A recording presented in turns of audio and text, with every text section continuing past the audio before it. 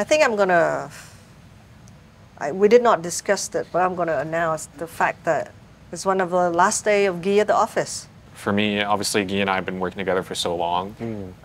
It's both sad, exciting, but it's moving into an unknown. And it's also a new chapter for the company. What I learned this summer is you say goodbye to people.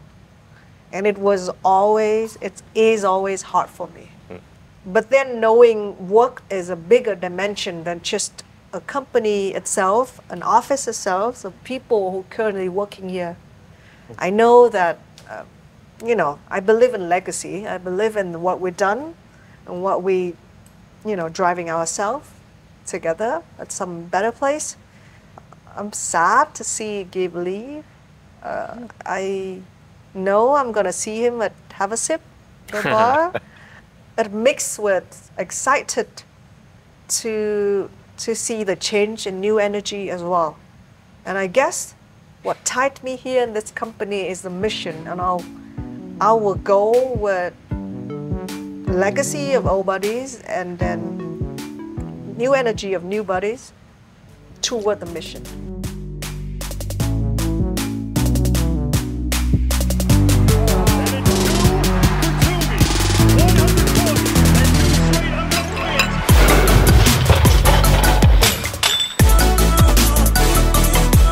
Good morning, everyone. Welcome to another episode, and the last episode actually of this season of Dumbbell, where we talk about leadership and how it has to do with working out in the gym. We hope you've enjoyed watching the previous 5 episodes. Today is the final one, and we'll be talking about a special topic, which is about finding your gym buddy. There's a lot of type of gym buddies. It's the people that you just bump into the gym and you end up working out with them for a long time. It's your personal trainer, it's your friends, maybe it's your family. It could be a lot of different people.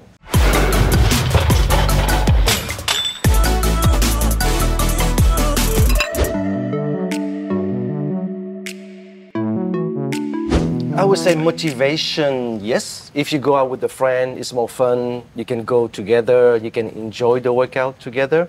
But I've been having a lot of gym buddies. But then what I find out that it's the motivation part. But then if they don't go with you anymore, it's okay at first. But then the second time they don't go with you, sometimes it will demotivate you also. Subconsciously give you permission not to go to the gym. Say, oh, he's out having dinner, he's out having fun with friends. Why the hell I'm at the gym? I could do that too. And then slowly you got to use his excuse as your own excuse. And then slowly not going to the gym also. When I start working out, I just go by discipline. But then if friends come, it's nice. But I know just to be careful not to fall into, oh, I only go with my friends. Thùy Minh, how about you? I think I always build like a system of buddies. Someone you go to the gym with. And then like you mentioned last episode, it's about that person has to be, like working out better than you. I think anyone could be better than me. So it's like, when you look at them, you feel motivated. You don't want to like, oh my God, another lazy ass that, doesn't want to do workout, but then thinking that workout is good for you, that's why they do it, right? So that is the first buddy, the buddy number one. Number one that you have to pay attention to. Buddy number two is a PT. I never had any coach or PT before until getting to Steel and do that. Before, like having someone to tell you how to do, it's annoying in my head. Like, oh my God, like I want to do it myself. Why I need, except some kind of a dance instructor or something that you have to see them, do the role model and copy it. But, this time I changed because I got a very professional personal trainer that tell me, oh, this is wrong, this is right, and then this is enough, or think for me ahead, like, oh, you should just push that much of weight, right? The third buddy is someone I use my buddy for, so it's so bad, but like, no, I like to meet people after the gym to spend that good energy I got from the gym. And I think that buddy is very important as well, because it motivates you. And of course, now I'm thinking more about that 3 buddies is very important. But then the most important one is your own self, right? You have to be able to still go to the gym without that 3 guys. I like what you mentioned about the post-workout gym buddy. We're here at Vietcetera's office. It's at Empire City, Thủ Thiêm in Saigon. And my parents and I also live here. They wake up very early, 5:30, 6 a.m. I wake up very early too, 5:30, 6 a.m. And I've been pretty lazy about getting out of bed. But then recently my parents have been like, hey, Hao, we walk every morning around the neighborhood. You know, we don't really see you in the evenings because you're always busy. Could you come walk with us in the morning to get some steps in? Sometimes my dad likes to jog a little bit, so I just fake run a little bit. And I've been doing that now, where at 6:30, I'm out of the house. I just walk with them in the morning. We talk about whatever, 20, 30 minutes. And then we just sit down for a coffee around 7 a.m., chit chat. And we just got some energy in, got some sunlight. Chit chat for 15 minutes over a coffee at the neighborhood coffee shop, and then start our day. And that's been really nice, just to get some basic gym, some steps in, and to do that every single morning. And it's a pretty low commitment. You're not super stressed out, and it's before it gets really hot. You know, to answer my own question, motivated to work out with a friend. Yes, but it's also important to set the expectations, like Yi said, because you know, if you have a really extreme workout buddy, that's good for pushing yourself to the next level. But sometimes you just need someone to be with as well.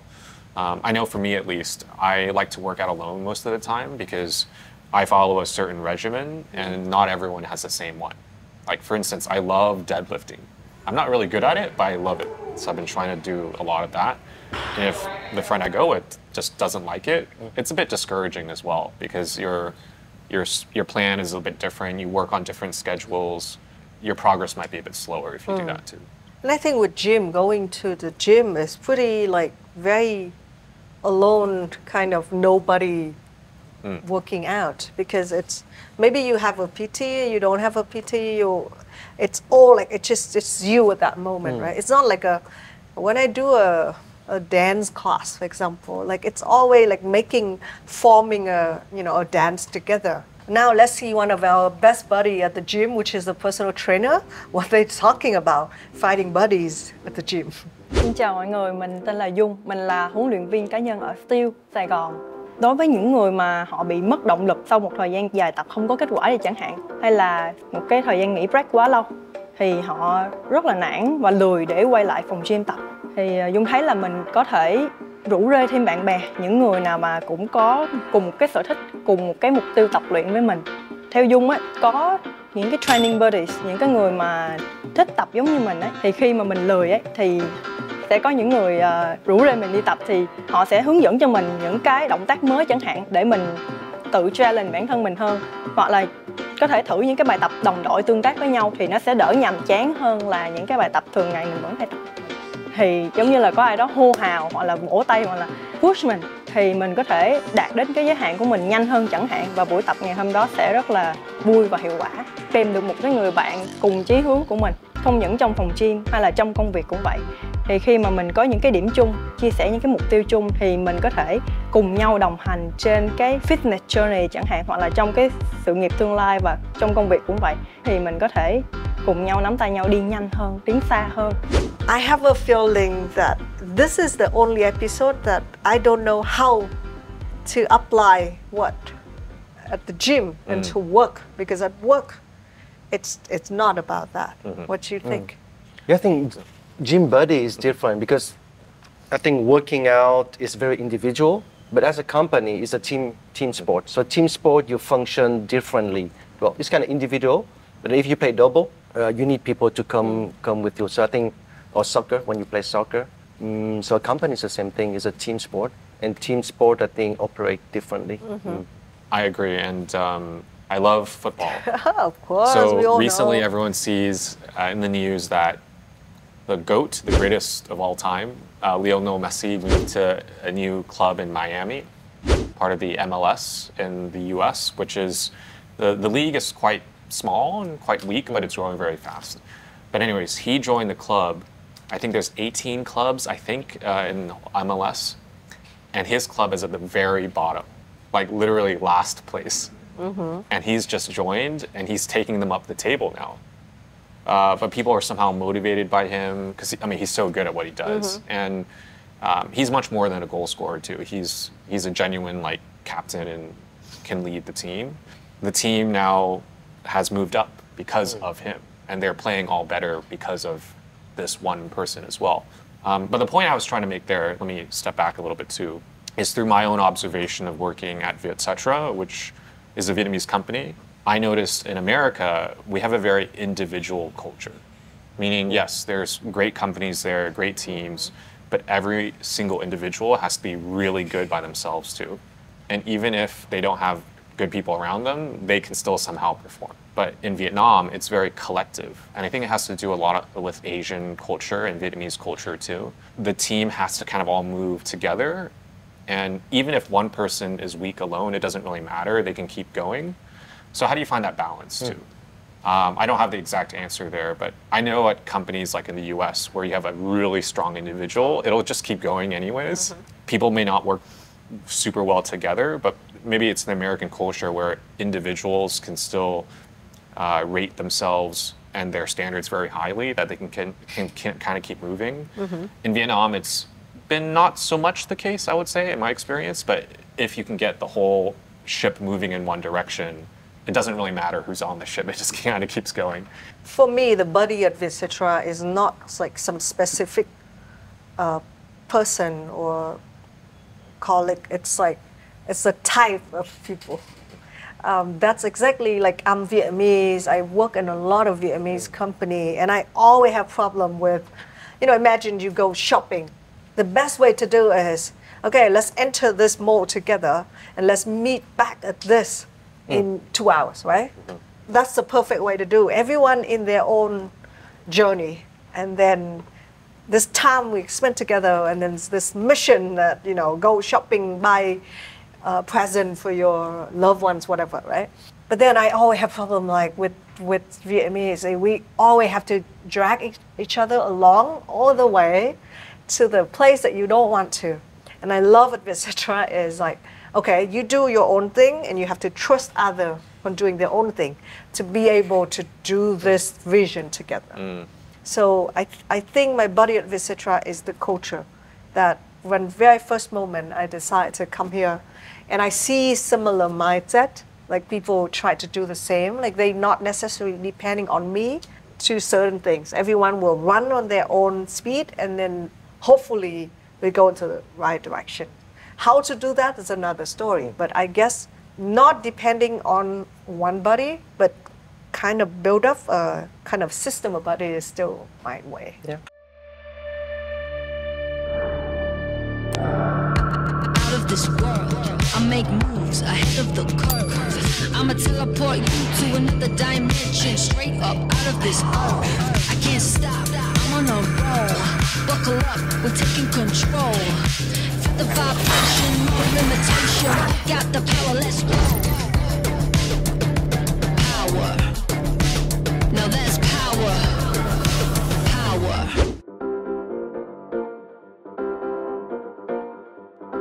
Well, I think first, me and Guy, if we never met, the two of us, well, none of this would have ever happened, that's for sure. Vietcetera would have still existed because Guy had started it, but what kind of writer would have joined? I remember the first writers at Vietcetera, oh my God, they were so bad. They were like, I mean, obviously at the time we were trying. I remember when I joined and I was in charge of processing some of the contributors, there was no guideline, there was no style, there was random contributors who would be contributing their feelings, not the style of Vietcetera.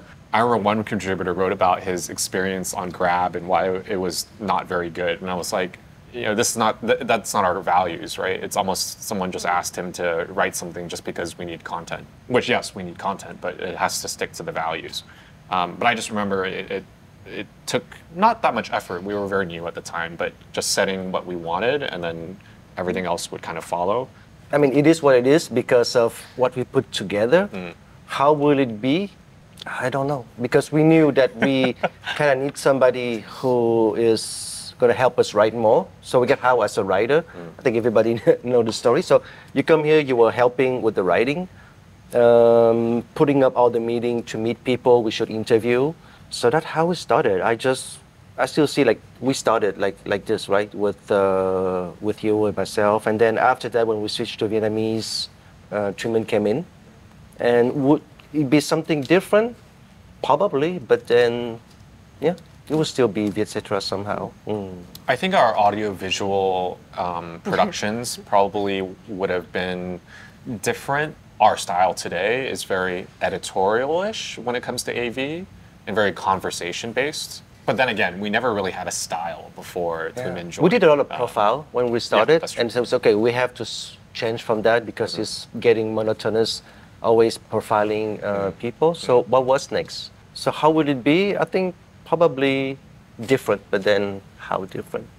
No idea. No idea. I think I work at all different media company corporations in Vietnam. Like I work at all, right? And I guess if I didn't meet you guys, I might work at some, some corporations as well because I'm lazy to run my own company, or potentially ambitious enough to make it big, right? So I work forever looking for some company like Vietcetera. I would always looking for Vietcetera. Maybe with better name. No, I'm kidding. Oh, actually, when I first came across Vietcetera, I was also like, interesting name, hard to say. But it was memorable because in Vietnam, you have companies, really iconic companies like Vin Group, Vin Milk, Vietjet. It's always V and then a noun. Vietcetera, yes, we have that. But then etc. Not very many people know what that is. Unless you're an American or speak English very well, because most people just see it as ETC, not the whole thing. Yeah, but it was memorable. Yeah, it's like it doesn't matter. After all, I like the fact that even it's hard to pronounce, people learn to pronounce it. I remember a few years back then, in some award, Trận try to try to call up Hảo on the stage to give some award to people. Like 3 times is like I'm like, okay, wait for it until the moment that everyone knows how to pronounce it. Yeah, so we're still waiting for the day to come, but yeah, it's coming. So yeah, I think it's good.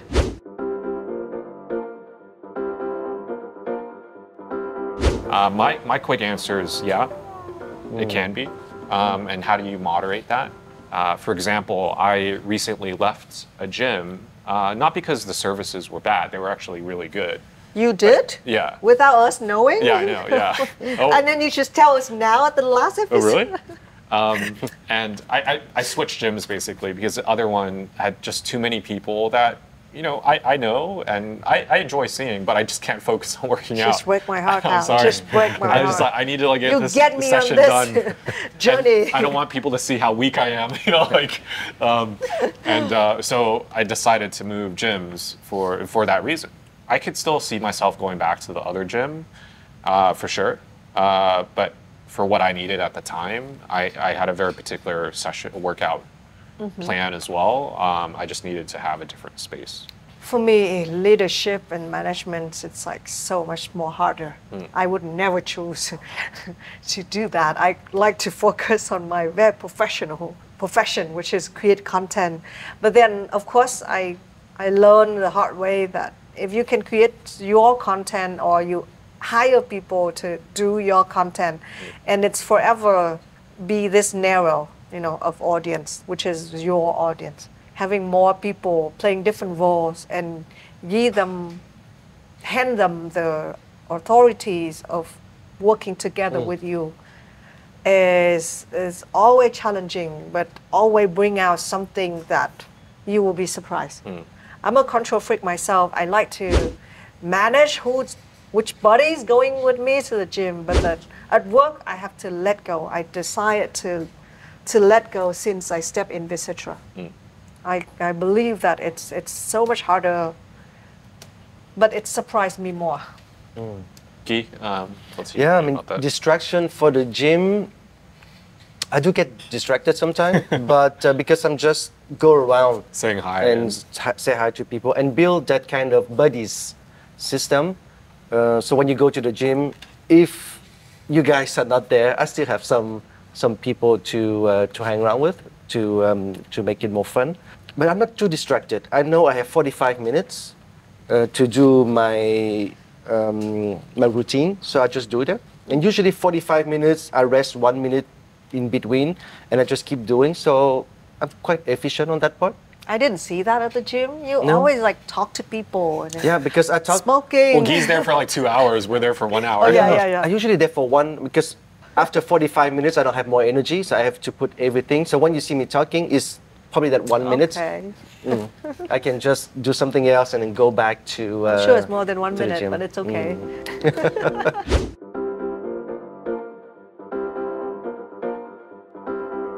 I think I'm gonna. We did not discuss it, but I'm gonna announce the fact that it's the last episode. It's one of the last day of Guy at the office. I know everyone digest it differently, but for me, I'm so emotion attacked because when I meet a good team, I like to think that this us going against the world and we're gonna go and to be together forever. What I learned this summer is not always the case, right? It's sometimes you say goodbye to people, and it is always hard for me. But then knowing work is a bigger dimension than just a company itself, an office itself, so people who currently working here. I know that, I believe in legacy. I believe in what we've done and what we, driving ourselves together at some better place. So I forgot your questions, but but I'm sad to see Gabe leave. I know I'm gonna see him at Have a Sip, the bar. It mixed with excited to see the change and new energy as well. And I guess what tied me here in this company is the mission, and our goal with legacy of old buddies and then new energy of new buddies toward the mission. Yeah. So No, I would the last day say- at the office. Last day, and I would say, like, talking back to Thùy Minh with the mission, it has to stay. Not has, but then it's very hard to see where the company is going. If that mission derive or it just goes somewhere else. Vietcetera started for some reason, and sometimes probably go back and see why we started this thing and see if that's the direction we go. For myself, I think I was pretty good at putting process up. So process from tech, from video, from design, editorial before you. So everything is there to run by itself. And for me, it's just what's next? What's the next step that is fulfilling? I think when you reach a stage that you achieve something, so what's next? What's that next things? As part, I think I would say I'm half business, half creative, but sometimes I haven't been feeding the creative part for so long because you've been managing people, creating. I think managing and leading people. After a while, say, hey, what happened to this part? Where does the creative part go? And for me, you just have to balance that to feel just more fulfilled about what's next. For me, obviously, Guy and I have been working together for so long. It's both sad, exciting, but it's moving into an unknown. And it's also a new chapter for the company. So it's almost like a new company almost. And that doesn't happen that often. So, everyone has to kind of take advantage of that unique opportunity as individuals and as a company as well. So let's see where Vietcetera goes. A lot of this has been in the works for a couple months already, and you can keep following Guy on Instagram. He makes a lot of beautiful videos, so continue to check out Guy's work there. And let's see. So it's kind of like my own experience leaving the gym that we were all at, going to the gym here and walking with my parents every morning. I don't know, you discover something new, and it's purely because of you're in a new space and environment, and either it's your existing one and something has left, and so you now have different space, and or you as the individual that's left, like Guy, for instance. He's staying on as a shareholder, but no longer working at the company day to day. That'll give him space give Ghi space to explore something new as well. Like Trương mentioned, legacy, I think it's a great thing. You build something to this point, and after that, it's still running without you, and it's going to do great things. So yeah, that's exciting. Well, guys, that wraps up our last episode of Dumbbell. Will we do more episodes? We have no idea, but we will keep going to the gym. I can guarantee you that. So if you'd like to see any of us at the gym, for sure at Empire City, that's me. These two, perhaps at Steel or anywhere else any of us end up going in the future. And if you just want to see us, we're here at Empire City. We're walking around, so say hello. See you guys next time. Thank you so much. Yeah.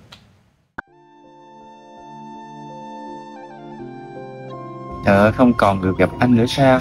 Dạ, em sẽ nhớ anh nhiều lắm. Em nhớ những bài học quý báu của anh. Em đã vượt 1000 cây số để nói lời tạm biệt với anh. Thì chúc anh Ghi có nhiều thành công trong tương lai. Vì anh Ghi nhé, cảm ơn anh Ghi vì đã cho em cơ hội làm việc với anh Ghi và mong lần sau này sẽ được gặp lại anh. See you. It's a pleasure working with you. I hope you enjoy your retirement. Have a great life as an old man. You deserve it. You work hard enough. Stay happy. See you again. Bye. Chào anh, hết người đánh bóng bàn với em rồi. Vậy sống tốt nhé. Đặc biệt anh Ghi chúc anh Noah càng ngày càng tuyệt vời. Love you. Chúc anh Ghi thơ mãi mãi, mùi hương theo làn gió bay. Thì đây Ghi là I will miss you. Đám cưới em nhớ mời em với nha. Mời em với ạ. Phải đi 10 triệu mới mời nha Ghi, từ đó thì ít hơn anh được mời. Và anh Ghi, em sẽ miss những content video của anh. Chắc không cần tạm biệt đâu, lần nào gặp lại anh. Thank you for being the coolest boss ever. I will miss your energy so much. Bye. Bye bye anh Ghi. All the best to your new journey. Bye bye anh Ghi. Cảm ơn anh Ghi nhiều. Và anh Ghi xin nhớ rất nhiều. Chúc anh Ghi tốt nghiệp trường Vi. Chúc anh thành công trên con đường của mình. Các bạn. Và anh Ghi, cảm ơn anh Ghi để cho em tham gia Vi. Chúc anh Ghi mạnh khỏe. Anh Ghi nhiều sức khỏe trên cái hành trình tiếp theo của mình. Và chúc anh Ghi nhiều sức khỏe. Em sẽ rất là nhớ những câu đùa của anh. Dạ. Đặc biệt anh Ghi sau này có game gì hay thì nhớ hú em nha, em sẽ luôn trả lời tin nhắn của anh Ghi. Cảm ơn anh Ghi, mặc dù em chỉ làm việc với anh 2 tháng nhưng mà em cảm giác anh là một người mentor. Thì chắc em là người may mắn khi mà người cuối cùng được anh phỏng vấn. Cũng hơi sốc nhẹ khi mà biết là anh sẽ move on, thì chỉ biết là wish you all the best for the future. Em chúc anh sẽ và luôn thành công với con đường anh đã chọn nha. Anh đừng từ bỏ tụi em như vậy. Em mãi mãi trong tim những QC của bọn em nha. Có anh Ghi mở thêm một công ty hoặc một công ty mới, mở nhà hàng cũng được. Cảm ơn anh Ghi. Nhớ về thăm tụi em. Bye bye anh Ghi. Anh Ghi. Bye anh Ghi. Bye bye. Bye anh Ghi. Bye.